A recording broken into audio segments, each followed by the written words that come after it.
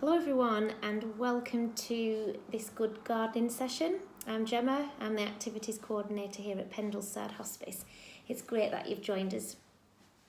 So I thought what we would do is make some little seed pots.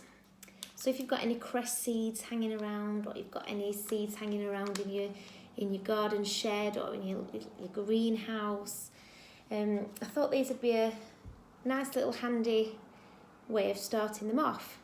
So they're really simple to do. All you need is a newspaper, some scissors and a jar. So you need a smallish jar. You can even have them smaller than this, but this is one jar that I had handy, so I thought I would use it. So what you need to do first is cut the newspaper into a rectangle shape, and it's just got to be large enough to wrap around the jar.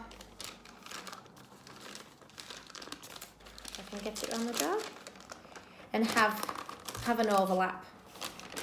So it needs to be long enough to fit around the jar and to have an overlap.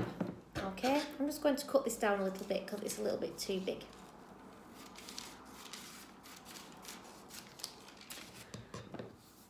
Okay, and the other thing I forgot that you need is a tray of water. So, I'm going to put my water there. So, with your newspaper, what you need to do first is just fold one end like that. Okay, so you're just folding over the edge of the newspaper, and do the same on the other side. Okay, so you end up with two little flaps at each end of the newspaper, the long way. Okay, so now what we're going to do, we're going to pop this into the water. So just place it in. I'll just show you. So you're placing it in the water, just pressing it down so it all gets wet.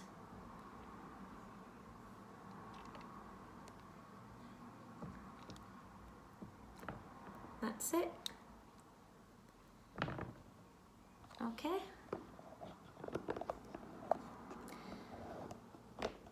And when that's all wet, you need your jar. You need your newspaper, and one of the flaps that we folded, just open that out. So you need to do it gently because it does rip, or it can rip.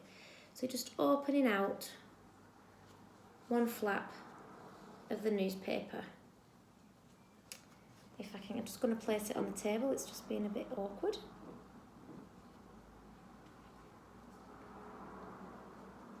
Okay,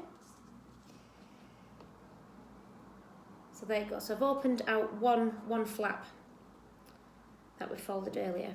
So you need your jar, and just place the newspaper on the jar like that.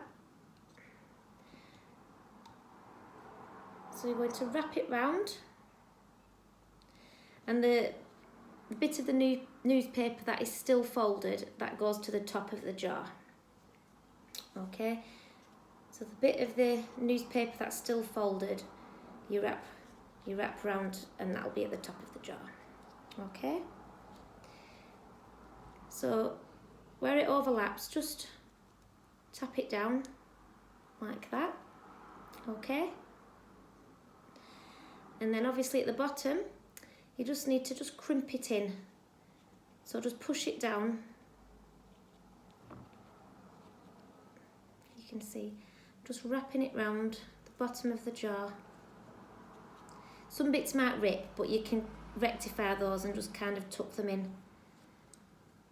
There you go. So you just press it down. That's it. Just squeeze it down like that. Okay. Looking great, guys. There we go. So that literally is how you would make a little seed pot. So it's all squashed in at the bottom of the jar. And the fold is at the top, and we've overlapped it. So once that's dry, and it didn't take long for this to dry at all, especially in the weather that we've got today.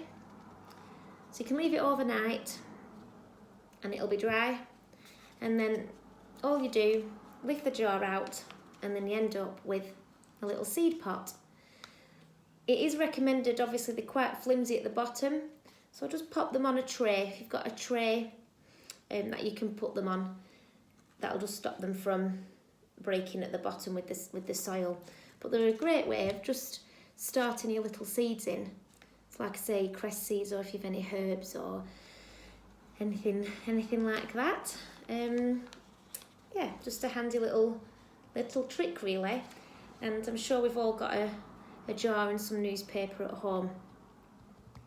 So there you go. Those are your little seed pots.